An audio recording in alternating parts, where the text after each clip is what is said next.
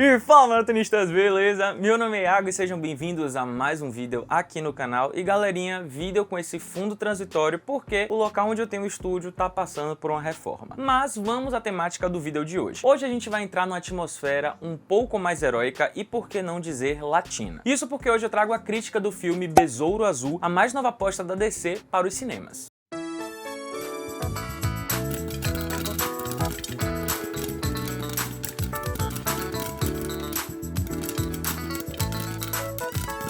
Bem, que a DC passou por uma repaginada radical nesses últimos meses e que se encontra em uma área de turbulência, isso já deixou de ser novidade. A questão é que quando a Warner se fundiu à Discovery, se tornando o grupo Warner Bros. Discovery, muita coisa mudou na questão estrutural e claro que isso com certeza impactaria a DC. Para alguns decenautas, a contratação de James Gunn, que era muito conhecido por trabalhos feitos lá na Marvel, assim como Peter Safran, pareciam que trariam um ar de frescor para a marca azul e que poderia ser algo muito positivo. Mas o que a gente está vendo é algo um pouquinho diferente. E aí você pode estar se perguntando, Iago, mas por que você está falando tudo isso? O que é que a história da Warner tem a ver com o Besouro Azul?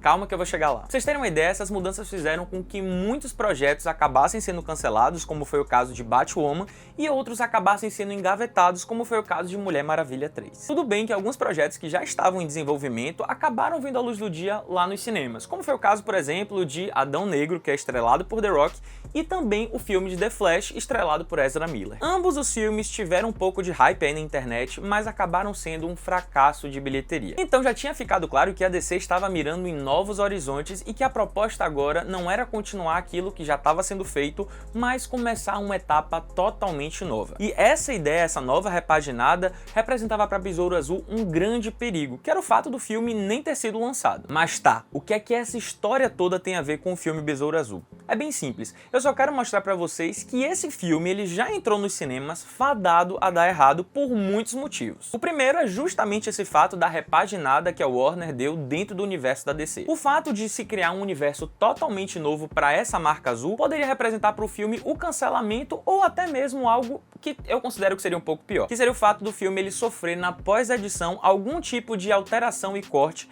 fazendo com que a história ela não ficasse tão interessante ou ele simplesmente acabasse caindo no esquecimento, fosse só um filme lançado sem nenhum link com um novo universo que está sendo criado. A segunda coisa é que devido à greve que está rolando lá nos Estados Unidos, tanto de roteiristas como de atores, o filme ele acabou não tendo a propaganda devida, ou seja, sem propaganda as pessoas não ficam sabendo tanto sobre o filme e aquilo não fica sendo macetado na cabeça da galera. Então o povo meio que esquece. E sem propaganda isso impacta diretamente na bilheteria de estreia, que a gente sabe que para um filme é importante que ele comece com uma boa bilheteria. Mas como se essas duas situações elas já não fossem tensas o suficiente, existe um terceiro problema aí que eu acredito que seja ainda pior, que é o fato da população em geral estar saturada de assistir a filmes de heróis. Pensa comigo, cerca de 10 anos atrás a gente tinha nos cinemas no máximo 2 a 3 produções de heróis, contando os dois grandes estúdios, DC e Marvel.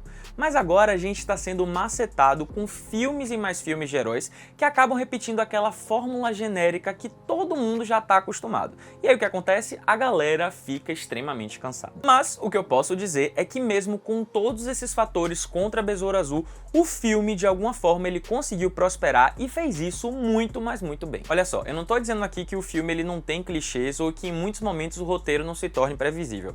Não, ele tem isso porque faz parte de um filme de herói. A questão é que mesmo entrando derrotado nos cinemas, o filme ele acabou se tornando uma sessão pipoca extremamente divertida e que com certeza vai te arrancar boas gargalhadas. E tudo isso, é claro, graças a um excelente trabalho tanto de direção como de atuação. O roteiro do filme ele leva seu tempo para apresentar cada um dos personagens, o que faz com que a gente tenha a impressão de que o primeiro ato do filme ele seja mais longo do que o normal, como de fato ele deveria ser. Afinal de contas, para poder pensar. Todo mundo aqui conhece Batman, Mulher Maravilha, Super-Homem, mesmo que você não conheça os detalhes, você conhece esses heróis, eles já fazem parte do nosso imaginário, da nossa cultura popular. Agora, Besouro Azul, tem muita gente que nunca ouviu falar, eu nunca tinha ouvido falar de Besouro Azul. Eu só passei a ouvir falar de Besouro Azul por causa de Bruna Marquezine, que é um ponto que a gente vai chegar lá. Então, saber que esse herói é novo para a cultura popular, é importante que o roteiro ele entenda isso e ele leve o tempo específico para poder apresentar cada um dos personagens para que a gente se apegue emocionalmente a cada um deles. E aí você pode estar pensando,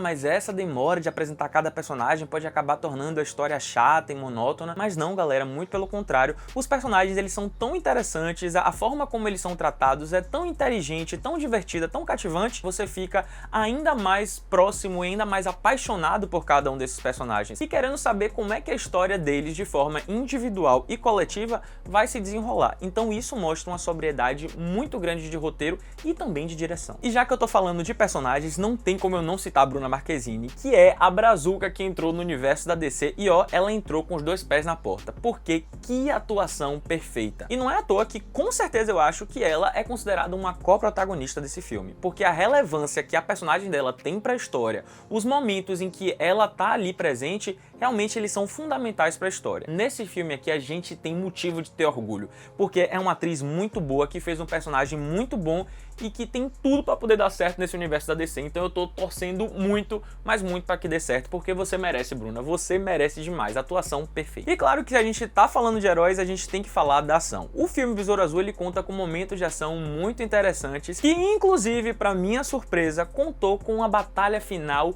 muito, mas muito boa. É épica? Não, não é épica. A DC ainda precisa aprender com a galera da Marvel como é que faz uma batalha final épica. Mas, dentre os últimos filmes que a DC lançou, esse filme de Besouro Azul, a batalha final desse filme, é disparada a melhor batalha que a DC fez nos últimos anos. Entretanto, uma coisa que a DC fez melhor do que a Marvel nesse filme foi a utilização dos efeitos especiais. Galera, os efeitos especiais de Besouro Azul são muito bons, são muito bem feitos, muito interessantes, extremamente imersivos e estão longe de saturar a nossa vista, estão longe de fazer com que a gente fique cansado com tanto efeito especial. Muito pelo contrário, o filme ele foi extremamente sóbrio e eu acho que a Marvel, no ponto de computação gráfica, tá tendo que aprender com a DC. Com uma química muito interessante entre os protagonistas, assim como a sobriedade de roteiro em construir um núcleo de apoio muito bem elaborado, o filme ele é uma excelente pedida para ser assistido no cinema. Então, galera, vamos enaltecer esse filme porque ele é divertido sim, ele é para todas as idades, é para você assistir com os amigos, para assistir com a família,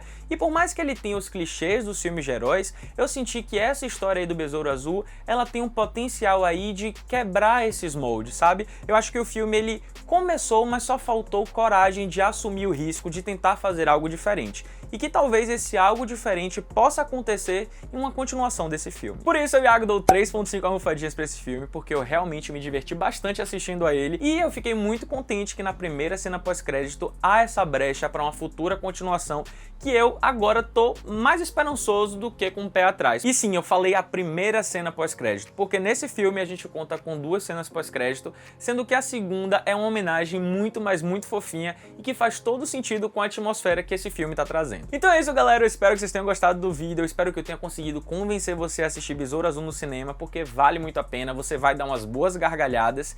E se você não curtiu o vídeo, curte agora, se inscreve no canal e ativa o sininho para não perder nenhuma notificação. Então é isso, valeu!